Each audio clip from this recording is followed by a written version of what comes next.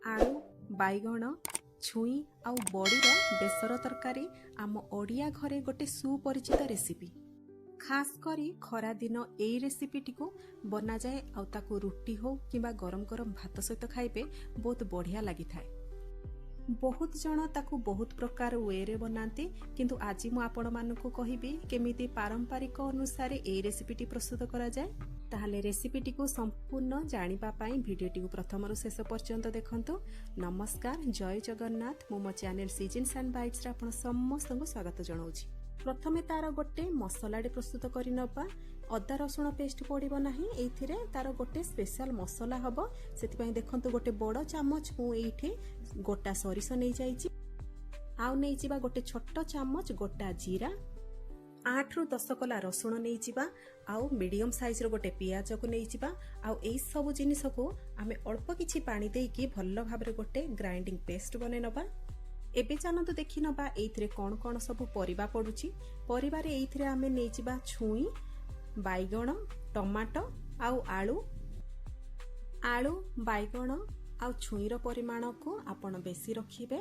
जेतिकी जण पई बनौछंती सेई अनुसार आपण आलूर परिमाण को बढ़ाई पारिबे आउ कमे पारिबे।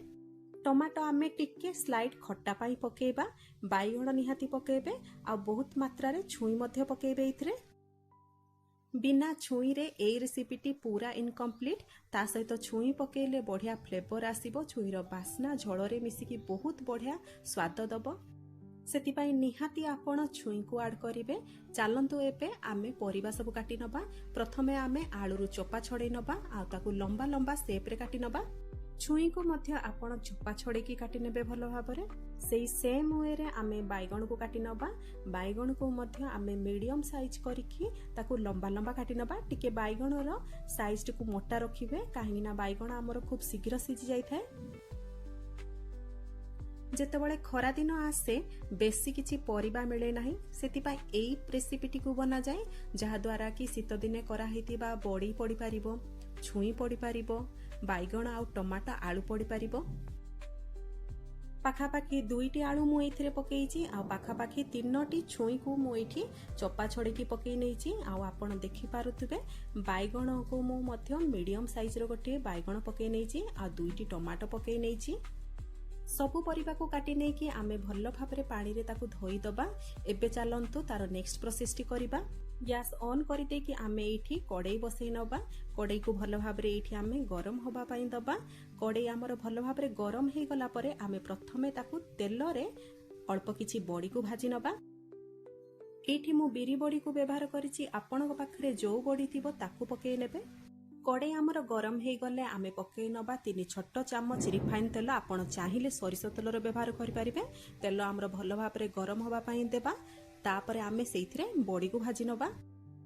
बड़ी को आमे लो टू मीडियम फ्लेम रे भाजी नबा, किंतु हाई फ्लेम रे बड़ी को भाजीबे नाही। जदि आपण हाई फ्लेम रे बड़ी को भाजीबे ताहाले बड़ी शीघ्र पड़ी जिवो, भलो भाबरे भाजी हेबो नाही।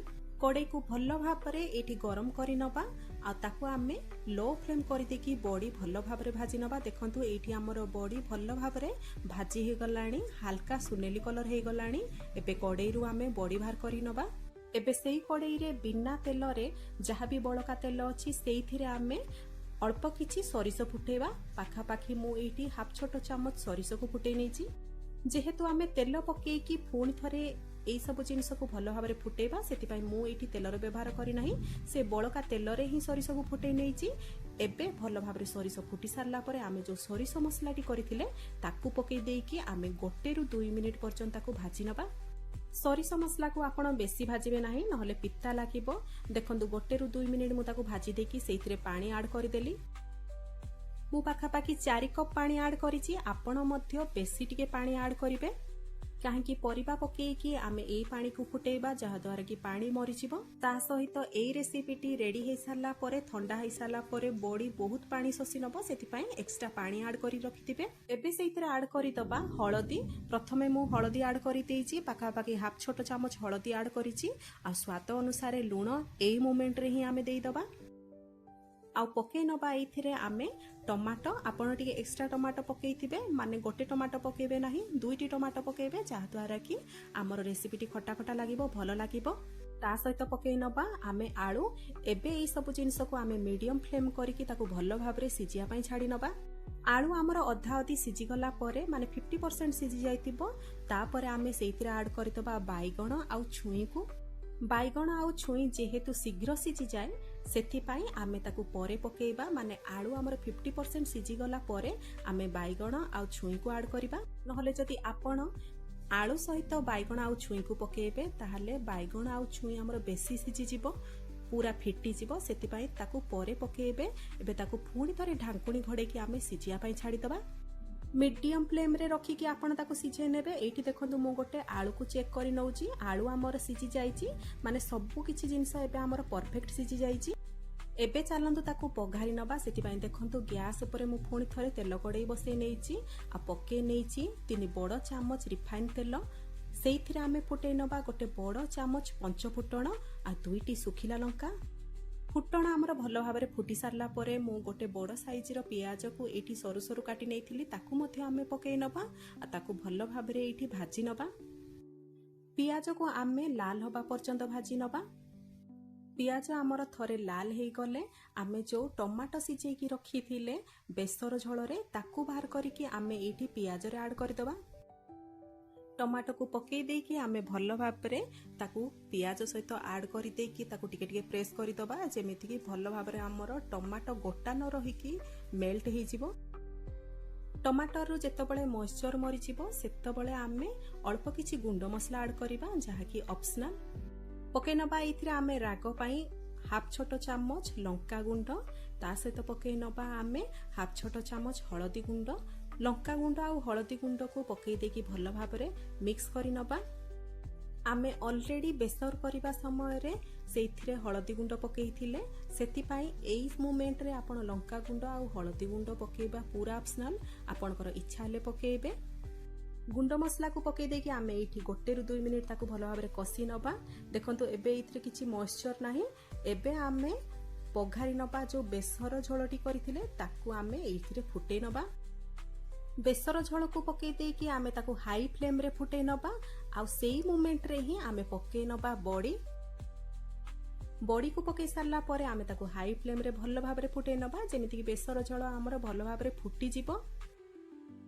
बड़ी को पकई देकी आपण भलो भाबरे एठी बेसर झोल रे बड़ी को मिक्स करि नेबे।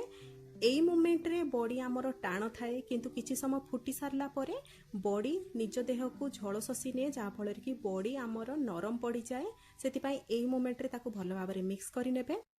मु एठी पूरा हाई फ्लेम रे ताकू फुटै नउची। देखंतु भलो भाबरे ये फुटी आसिलाणी।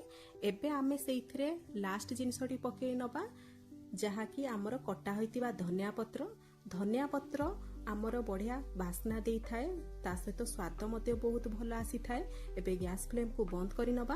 आपण एई मोमेंट रे देखि पारुथबे एई रेसिपी रे झोलर परिमाण बहुत अछि किंतु एई रेसिपीटी जेतेबेले ठंडा हेई जिवो धीरे धीरे झोल मरि जिवो माने बड़ी निज देह को झोल शोषी नबो। सेति पई आपण एई रेसिपीटी को गरम गरम भात सहित किंबा गरम गरम रोटी सहित एई रेसिपीटी गरम गरम हेइतिबो खाइबे।